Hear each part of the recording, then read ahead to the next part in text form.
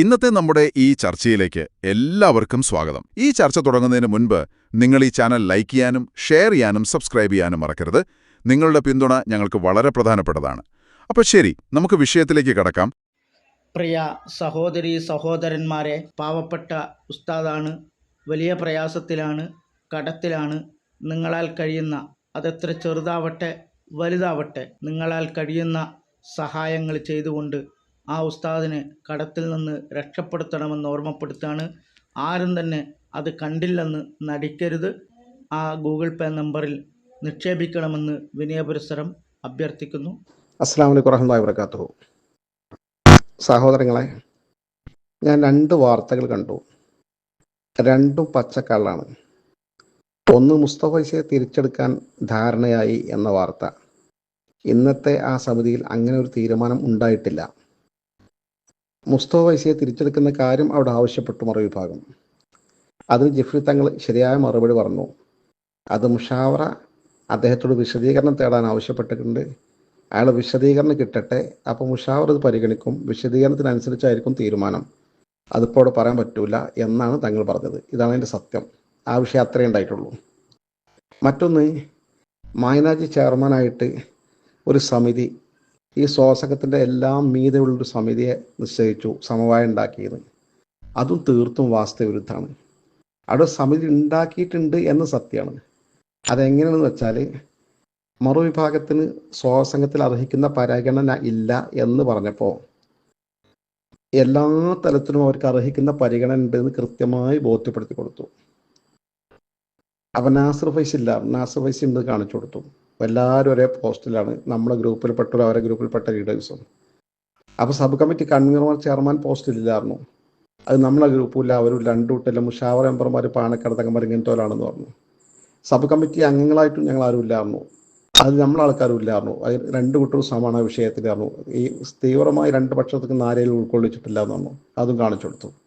അത് വിശദമായി ഒരു പരിശോധിച്ച ഫയൽ ഉണ്ടായിരുന്നു. അപ്പോൾ ഒരു പരാതി പറയാനില്ലാത്തതുകൊണ്ട് അവർക്ക് സമ്മേളനത്തിൽ ഇതുവരെ വരാത്തതുകൊണ്ട് ഭാഗഭാഗിത്വം വഹിക്കാൻ വേണ്ടി, എന്നാൽ കോർഡിനേറ്റ് ചെയ്യുന്ന മോഹിട്ട് മാഷ് മാത്രമാണ് അതിന് സഹായിയായിട്ട് 1-2 ആൾ വെക്കുക എന്ന് പറഞ്ഞു.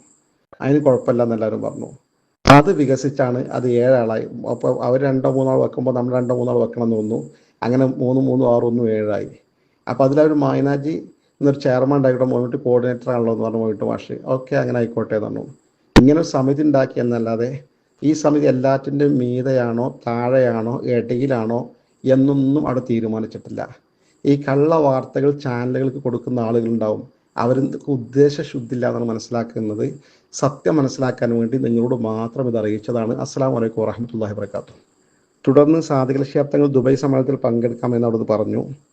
പിന്നെ ഈ കോഴിക്കോട് ജിഫ്രി തങ്ങളും സാദിഖ് തങ്ങളും എല്ലാ വിഭാഗ ആളുകളും കൂടിയിട്ട് പ്രചരണ സമ്മേളനം വെക്കുക എന്ന് പറഞ്ഞിട്ടുണ്ട്. ഇതൊന്നും തീരുമാനങ്ങളല്ല, അഭിപ്രായങ്ങൾ വന്നിട്ടുണ്ട്.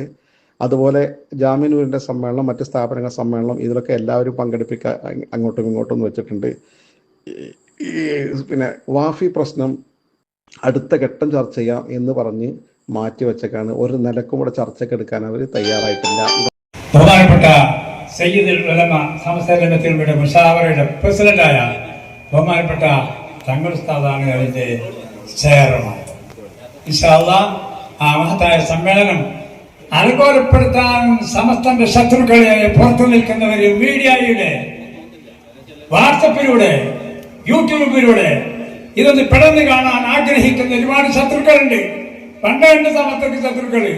ശൈഖുനാ ശംസുലമിന്റെ കാലത്തുണ്ടായിട്ടുണ്ട്. അതിപ്പോഴും ഖിയാമത്ത് നാൾ വരെ ഉണ്ടാവും. ആ ശത്രുക്കളൊക്കെ അല്ലാഹു പരാജയപ്പെടുത്തട്ടെ.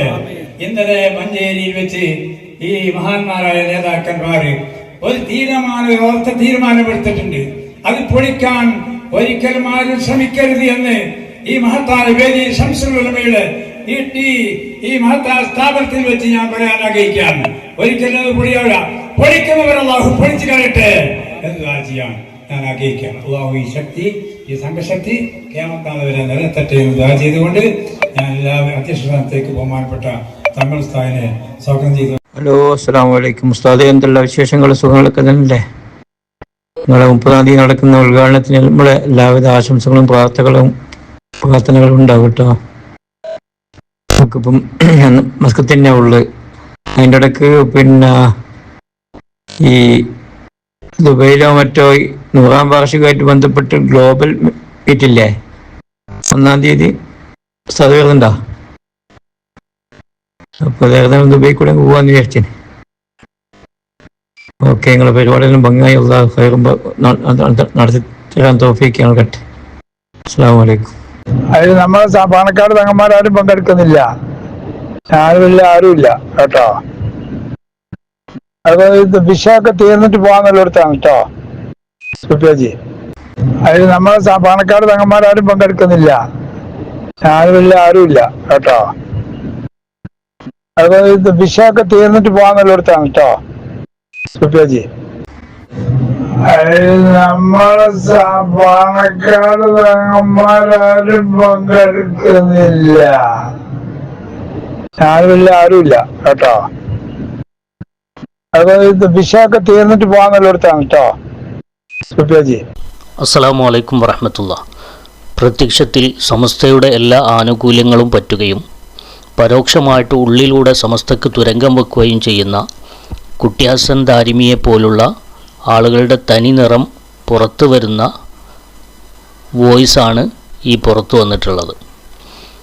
അതായത് ഉള്ളിലൂടെ പരിപാടികൾക്ക് തുരങ്കം വെക്കുക, സമസ്തയുടെ 100ാം വാർഷിക സമ്മേളനത്തിന് തുരങ്കം വെക്കുക, നിങ്ങളെ പങ്കെടുപ്പിക്കാത്തതിന്, ആരും ക്ഷണിക്കാത്തതിന്, അതൊക്കെ പാണക്കാട് തങ്ങളുടെ മേൽ ചാർത്തി അവരെ സമൂഹമധ്യത്തിൽ വഷളന്മാരാക്കുന്ന ഒരവസ്ഥയിലേക്ക് കൊണ്ടുപോകുന്നതിൽ നിങ്ങൾക്ക് വലിയ പങ്കുണ്ട്.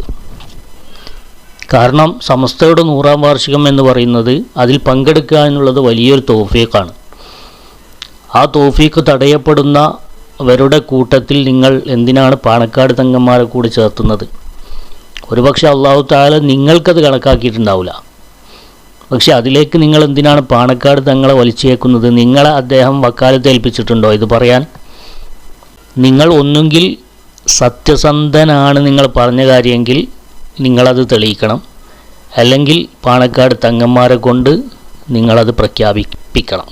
അങ്ങനെ ഒരു തീരുമാനം പാണക്കാട് തങ്ങന്മാർക്കുണ്ടെങ്കിൽ ജനങ്ങളോടത് പ്രഖ്യാപിക്കല്ലേ അവർ ചെയ്യേണ്ടത്, അവരുടെ അണികളോടത് പ്രഖ്യാപിക്കല്ലേ ചെയ്യേണ്ടത്. ഞങ്ങളൊന്നും 100ാം വർഷത്ത് പങ്കെടുക്കുന്നില്ല, അതുകൊണ്ട് നിങ്ങളാരും പങ്കെടുക്കരുത് എന്ന് പ്രഖ്യാപിക്കല്ലേ വേണ്ടത്. അല്ലാതെ ഒളിച്ച് നിങ്ങളെപ്പോലത്തെ ആളുകളോട് വിളിച്ചു പറയുകയാണോ ചെയ്യേണ്ടത്? ഒരിക്കലും അങ്ങനെ ചെയ്യുന്നവരല്ല അവർ. അപ്പം അതുകൊണ്ട് മാത്രമല്ല, അവർ പല പരിപാടികളിലും 100ാം വാർഷികവുമായി ബന്ധപ്പെട്ട പല പരിപാടികളിലും പങ്കെടുത്തുകൊണ്ടിരിക്കുന്നുണ്ട്. പല സ്ഥലത്തും 100ാം വാർഷികത്തിൻ്റെ പല പരിപാടികളും പാണക്കാട് തങ്ങന്മാർ തന്നെയാണ് പങ്കാളികളാവുന്നത്. അതിൽ ഹമീദ് അലി ശിഹാബ് തങ്ങൾ ഫണ്ട്, സമസ്തയുടെ തഹിയ ഫണ്ടുമായി സംബന്ധിച്ച പ്രചരണങ്ങളിൽ പങ്കെടുക്കുന്നു. സമസ്തയുടെ 100ാം വാർഷിക പ്രചരണ പരിപാടികളിൽ അദ്ദേഹം പങ്കെടുക്കുന്നു. അബ്ബാസ് അലി തങ്ങൾ പങ്കെടുക്കുന്നു. എന്നിരിക്കെ പാണക്കാട് തങ്ങന്മാരാരും പങ്കെടുക്കൂല, പ്രശ്നം തീരുന്നത് വരെ എന്ന് പറഞ്ഞ് ഉള്ളിലൂടെ ജനങ്ങൾക്കിടയിൽ വിഭാഗീയത ഉണ്ടാക്കുകയും അതുപോലെ തന്നെ പ്രശ്നങ്ങൾ കൂടുതൽ പ്രശ്നവൽക്കരിക്കുകയും ചെയ്യാൻ വേണ്ടി ശ്രമിക്കുന്ന ഇത്തരം കള്ളനാണയങ്ങളുടെ മുഖമൂടി അഴിഞ്ഞു വീഴുന്നതാണ് ഈ ലീക്കായിട്ടുള്ള വോയിസ്. ചുരുക്കി പറഞ്ഞാൽ ഇവിടെ എന്താണ് സംഭവിക്കുന്നത് എന്നതിൻ്റെ ഒരു ചിത്രം ഞാൻ പറഞ്ഞുതരാം.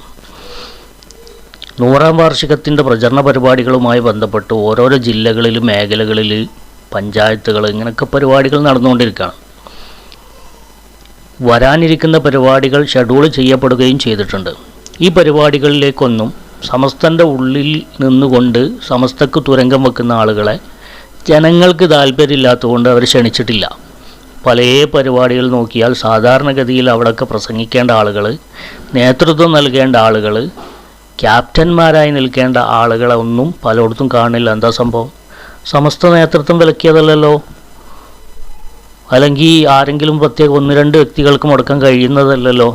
മറിച്ച് സമസ്തൻ്റെ പ്രവർത്തകർക്ക് തന്നെ ഈ കൂട്ടരം മടുത്ത് ഒഴിവാക്കി കളഞ്ഞ്. എവിടെയെങ്കിലും ആരെങ്കിലും നിർബന്ധിച്ച് വിളിച്ച് കയറ്റി പ്രസംഗിക്കുകയാണെങ്കിൽ തന്നെ അവിടെ കസേരകൾ മാത്രം. ആളുകൾക്കിത് കേൾക്കാനിരിക്കാൻ താല്പര്യമില്ല. കാരണം കാപഢ്യത്തിൻ്റെ ശബ്ദം, കപടന്മാരെ കേൾക്കാൻ താല്പര്യമില്ല. അതുകൊണ്ട് തന്നെ അവരുടെ മുന്നിൽ ഒന്ന് പോയി ഇരിക്കാൻ പോലും ആളുകൾ കിട്ടുന്നില്ല സുഹൃത്തുക്കളെ. ഇതാരെങ്കിലും ഒരാൾ ഫോൺ വിളിച്ച് പറഞ്ഞിട്ടാ, അല്ലെങ്കിൽ ആരെങ്കിലും ഒരാൾ ഓടി നടന്നിട്ട് ഇങ്ങനെ മുടക്കുക, എല്ലായിടത്തും ആളുകൾ പോകരുത് കേട്ടോ, അയാൾ പ്രസംഗിക്കുമ്പോൾ അങ്ങോട്ട് പോകരുത് പറഞ്ഞിട്ട് ആരും മുടക്കുന്നതല്ല. ജനങ്ങൾക്കിതൊക്കെ കാണുന്നതും കേൾക്കുന്നതുമായ കാര്യങ്ങളൊക്കെ ഉൾക്കൊള്ളാനും തിരിച്ചറിയാനുള്ള ബുദ്ധിയും കഴിവും ഒക്കെ അല്ലാഹു തആല കൊടുത്തിട്ടുണ്ട്. അതുകൊണ്ടാണ് സംഭവിക്കുന്നത്. അപ്പോൾ ഇത്തരം ഇപ്പോൾ സയ്യിദുൽ ഉലമൻ്റെ യാത്ര വരുന്നുണ്ട്. ഈ സയ്യിദുൽ ഉലമൻ്റെ യാത്രയിൽ പല സ്ഥലങ്ങളിലും പ്രസംഗിക്കാനുള്ള ആളുകളുടെ ലിസ്റ്റ് നോക്കുമ്പോൾ അതിലൊന്നും ഇവരുടെ പേരില്ല. ഈ കുറച്ച് നളന്ദ സംഘത്തിൻ്റെ പേരില്ല. എന്താണില്ലാത്തത്? ഇപ്പോൾ 100-ാം വാർഷികത്തിൻ്റെ പുസ്തകങ്ങൾ ഇറങ്ങി, ഇവരുടെ പുസ്തകങ്ങളുണ്ടോ? ഇല്ല. ഈ 100-ാം വാർഷികത്തിൻ്റെ ക്യാമ്പ് പരിപാടികൾ ഇതൊക്കെ ഇനി വരാൻ ഷെഡ്യൂൾ ചെയ്യാൻ പോവാണ്. അതിലൊന്നും ഇവരെ കാണാനില്ല. എന്തുകൊണ്ടില്ല? ആളുകൾക്ക് വേണ്ട. ഓരോരോ സ്വാഗത സംഘങ്ങൾ അവർക്ക് താല്പര്യമുള്ള ആളുകളെ, ഓരോ കാലഘട്ടത്തിലും അങ്ങനെ തന്നെയാണ്, താല്പര്യമുള്ള ആളുകളെ തിരഞ്ഞെടുക്കും. ജനങ്ങൾക്ക് പ്രീതിയുള്ള ആളുകൾ, എന്നാലല്ലേ ജനങ്ങൾ ഉണ്ടാവുകയുള്ളൂ. നിങ്ങൾ ആലോചിച്ച് നോക്കി, ആ ക്യാമ്പിലൊക്കെ കസേരകൾ ഒഴിഞ്ഞു കിടക്കുന്ന ഒരു രംഗം ആലോചിച്ച് നോക്കി, 100-ാം വാർഷികത്തിൻ്റെ ക്യാമ്പിലൊക്കെ. അപ്പോൾ ജനങ്ങൾക്കും സ്വാഗത സംഘത്തിനും നേതാക്കൾക്കും ഒന്നും അതിൽ താല്പര്യമില്ല. അപ്പോൾ 4 ആൾ കൂടുന്നത് ആരാണോ സമസ്തയോട് ആത്മാർത്ഥതയുള്ള ആളുകളായിരിക്കാം, അത് പ്രാസംഗികരായിരിക്കാം. അപ്പോൾ അവരെ വിളിക്കും. അപ്പോൾ അവിടെ ആൾ കൂടും. അവരുടെ പ്രസംഗം കേൾക്കാൻ ആളുണ്ട്. കാരണം അവരുടെ പ്രസംഗവും പ്രവൃത്തിയൊക്കെ ഒരേ ദിശയിലാണ്. മറ്റേ കപടന്മാരെ കേൾക്കാൻ ആളില്ല. അതുകൊണ്ട് സംഘാടകരെ അടുപ്പിക്കൂല. അപ്പോൾ ഇവരൊക്കെ എന്ത് ചെയ്തു?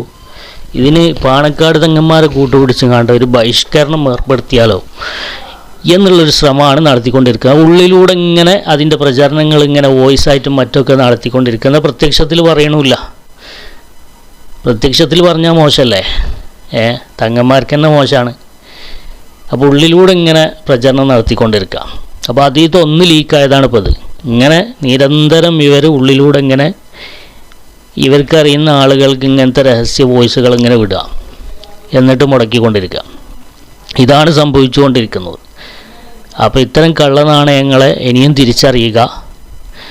ഈ 100-ാം വാർഷികത്തിൽ അള്ളാഹുവിൻ്റെ തൗഫീഖുള്ള, സമസ്തയോട് ആത്മാർത്ഥമായ കൂറുള്ള, കാപഢ്യമില്ലാതെ ആത്മാർത്ഥമായി സ്നേഹിക്കുന്ന ആളുകൾക്ക് മാത്രമേ അതിൽ പങ്കെടുക്കാൻ സാധിക്കൂ എന്നുള്ളത് തീർച്ചയാണ്. ഇത്തരം വാർത്തകളും വിശേഷങ്ങളും അറിയാൻ ഞങ്ങളുടെ ചാനൽ ഉടൻ തന്നെ സബ്സ്ക്രൈബ് ചെയ്യുക, ലൈക്ക് ചെയ്യുക, ഷെയർ ചെയ്യുക. ജനങ്ങളിലേക്ക് എത്തിക്കണമെന്ന് നിങ്ങൾ ആഗ്രഹിക്കുന്ന വാർത്തകളും വിശേഷങ്ങളും പ്രമുഖരുടെ പ്രഭാഷണങ്ങളും ഞങ്ങളുടെ വാട്സപ്പ് നമ്പറിലേക്ക് അയച്ചു തരിക.